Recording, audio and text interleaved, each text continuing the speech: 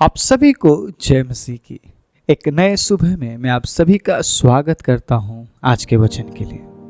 परमेश्वर के अजीजों, परमेश्वर के प्रिय लोगों, परमेश्वर चाहता है कि आप हर एक सुबह को परमेश्वर के साथ शुरू करें, क्योंकि पूरे दिन में क्या होने वाला है आप नहीं जानते हैं। आपके साथ लोग किस प्रकार से बर्ताव करने वाले हैं आप नहीं जानते हैं। परमेश्वर के अजीजों, प्रभु के साथ रहना मतलब परमेश्वर के न्याय के लिए इंतजार करना है। प्रभु के साथ चलना मतलब आप न्याय करेंगे नहीं, बल्कि आप परमेश्वर के न्याय के लिए इंतजार करते हैं। परमेश्वर के साथ चलना मतलब झूठ से न्याय करना नहीं है, झूठी बातों का साथ देना नहीं है। आज पूरे दिन में आप किन बातों से गुजरेंगे आपको नहीं पता, किन हालातों से आप गुजरेंगे आपको नहीं पता। नई नई चुनौती आपके सामने आ सकती है, ऐसे लोग आपके सामने आ सकते हैं जो कि आपके साथ बुरा बर्ताव करे। आपको क्या करना चाहिए उस टाइम? आपको क्या करना चाहिए? प्रभु का वचन हमें सिखाता है। इसीलिए हर दिन जब हम परमेश्वर के वचन से शुरुआत करते हैं तो उस दिन को हम जी पाते हैं, और हर दिन में हमें परमेश्वर के वचन की जरूरत है ताकि उस दिन को हम बिता पाए। परमेश्वर के अजीजों, कोई भी ऐसा दिन नहीं जिस दिन में हमें चुनौती का सामना ना करना पड़े। चुनौती है क्योंकि आप जिंदा है। आमीन। आप जिंदा है, इसीलिए चुनौती आपके सामने है, लेकिन उन चुनौतियों का सामना कैसे करना है ये प्रभु का वचन हमें सिखाता है। मैं आप सभी को भजन संहिता 58 अध्याय से उत्साहित करना चाहता हूं। जिस प्रकार यहाँ पे वचन में न्याय की मांग की जा रही है परमेश्वर से, परमेश्वर का दास हमेशा प्रभु से प्रार्थना करता और उसके समय का इंतजार करता था ताकि परमेश्वर न्याय करे। आपका न्याय शायद कुछ समय के लिए होगा, लेकिन परमेश्वर का न्याय हमेशा के लिए होगा। आप जो न्याय करते हैं शायद आपका तरीका सही नहीं होगा, लेकिन परमेश्वर जो न्याय करते हैं, परमेश्वर का तरीका हमेशा सही होता है। इसीलिए मैं आप सभी को उत्साहित करना चाहता हूं, न्याय मत कीजिए, क्योंकि न्याय का काम यीशु मसीह के हाथों में सौंपा गया है। आपको हमेशा परमेश्वर के न्याय का इंतजार करना है। मेरे जीवन में बहुत सी बातें घटी है जिन बातों के लिए मैं न्याय कर सकता था, लेकिन मैंने न्याय नहीं किया। मैं परमेश्वर के न्याय का इंतजार करता रहा और मैंने मेरे आंखों के सामने प्रभु के न्याय को देखा है। प्रभु का न्याय कभी आपको नुकसान नहीं पहुंचाएगा। प्रभु का न्याय कभी आपको नीचा नहीं करेगा। प्रभु का न्याय हमेशा आपके पक्ष में होगा, लेकिन वो न्याय करता है उन्हीं के लिए जो न्याय की मांग करते हैं, जो उसके समय का इंतजार करते हैं। परमेश्वर के अजीजों, इंतजार कीजिए, प्रभु आपका न्याय करेगा। प्रभु आपके लिए न्याय करेगा। जो बातें आपके जीवन में घट रही है, जो हालात आपके जीवन में है, प्रभु बराबर जानता है उन तमाम बातों को, उन हालातों को, उन परिस्थितियों को। आज मैं आप सभी के लिए पढ़ना चाहता हूं भजन संहिता 58 उसके 6 आयत को। ध्यान से सुनिएगा। हे परमेश्वर, उनके मुंह से दांतों को तोड़ दे। हे यहोवा, उन जवान सिंहों की दाढ़ों को उखाड़ डाल। जो वचन यहाँ पर कह रहा है ना, वो उन लोगों के बारे में बोल रहा है कि जो उसके विरुद्ध बोलते हैं, जो हमेशा उसको निशाना बनाते हैं। हम भी हमारे आसपास ऐसे लोगों को देखते होंगे। आज हमारी प्रार्थना नए नियम की प्रार्थना है। आप समझ रहे इस बात को? मैं जो ये पढ़ रहा हूं ये पुराना नियम है, पुराने नियम की प्रार्थना है, लेकिन हम जो प्रार्थना करते हैं, जो यीशु मसीह ने हमें सिखाया है, वो नए नियम की प्रार्थना है। और नए नियम में हम क्या बोलते हैं कि प्रभु आप उन्हें क्षमा कीजिए, प्रभु आप उन्हें क्षमा कीजिए। जब आप ये बोलते हैं ना कि प्रभु आप उन्हें क्षमा कीजिए, याद रखिए इस बात को, परमेश्वर न्याय करता है। हालेलुया। लेकिन तरीका आपको बदलना पड़ेगा। तरीका अब प्रेम से है, तरीका अब भलाई से है, तरीका अब क्षमा से है। तो जब आप इन वचनों को पढ़ते हैं, न्याय तो वही न्याय है, परमेश्वर तो वही परमेश्वर है, तरीका तो वही तरीका है जो इस्तेमाल वो करता है, लेकिन अब उसने प्रेम से काम करना शुरू किया है, लेकिन वो न्याय करता है। मैंने लोगों के जीवन में न्याय होते हुए देखा है। लेकिन अब हम कैसी प्रार्थना करेंगे कि उनके दांतों को तोड़ डाल, प्रभु उन्हें तू नाश कर दे। हम ये नहीं बोलते। हम क्या बोलते हैं कि प्रभु आप उन्हें क्षमा कीजिए। जब आप ये बोलते हैं, परमेश्वर तुरंत आपकी ओर ध्यान करता है और आपके खिलाफ उठने वाली बातों को वो शांत करता है। क्योंकि जो तरीका परमेश्वर ने प्रभु यीशु मसीह के जरिए हमें दिखाया है, जिस तरीके से वो काम करता है प्रभु यीशु मसीह के जरिए, वो वही तरीका हमारे जीवन में भी चाहता है। और वो चाहता है कि हम प्रभु यीशु मसीह के वचनों को अनुसरण करें। मेरी आज्ञा को मानो तो तुम मेरे चेले ठहरोगे। अब मैं तुम्हें दास नहीं बल्कि मैं तुम्हें दोस्त कहता हूं। ये यीशु मसीह का वचन है। तो जब आप आपके शत्रुओं के लिए, उन तमाम लोगों के लिए जो आपके खिलाफ है, आप प्रभु के सामने जाकर उनके लिए जब आप क्षमा मांगते हैं, आप न्याय की गुहार लगाते हैं और परमेश्वर न्याय करेगा।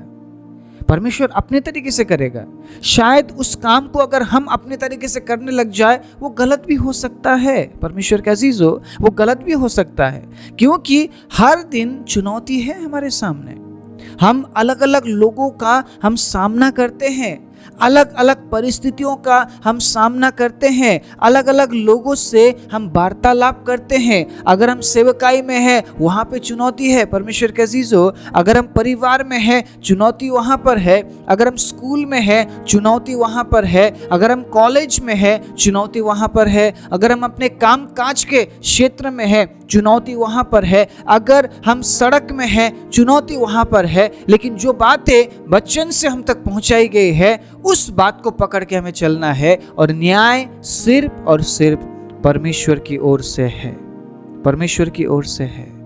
क्योंकि जब प्रभु न्याय करता है, सुनिएगा 10वें आयत में, धर्मी ऐसा पलटा देखकर आनंदित होगा, वो अपने पांव दुष्ट के लहू से धोएगा। तब मनुष्य कहने लगेंगे, निश्चय धर्मी के लिए फल है, निश्चय परमेश्वर है जो पृथ्वी पर न्याय करता है।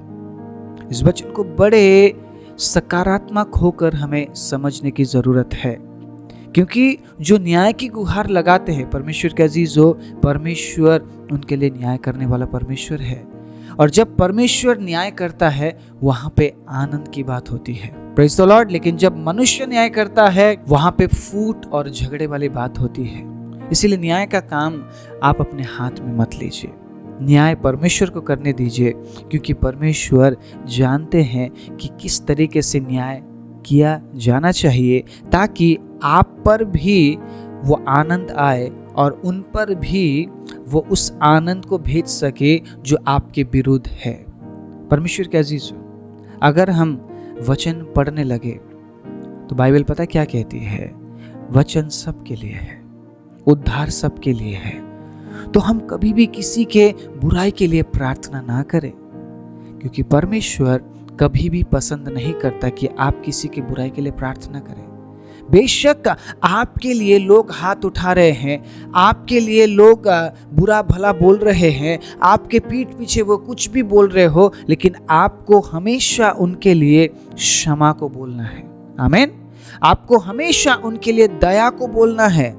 आप हमेशा प्रभु के सामने जाकर ये प्रार्थना करेंगे कि प्रभु आप न्याय कीजिए, क्योंकि आपका न्याय सटीक है।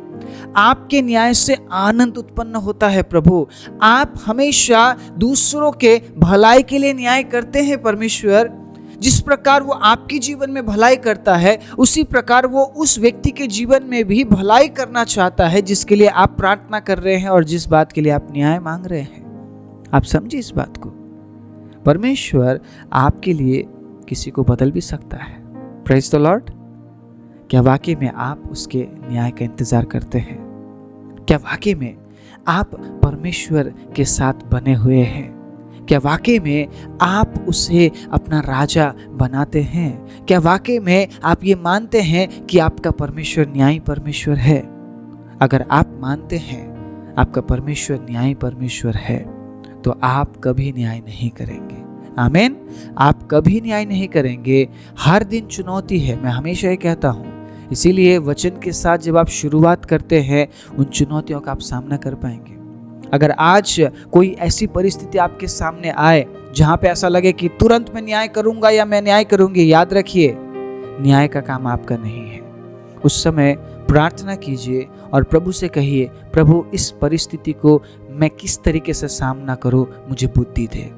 और प्रभु अगर न्याय की बात आती है, पिता आप न्याय कीजिए, मैं किसी का न्याय नहीं करूंगा। इस बात को आपको घोषणा करना पड़ेगा, मैं किसी का न्याय नहीं करूंगी। घोषणा कीजिए इस बात को।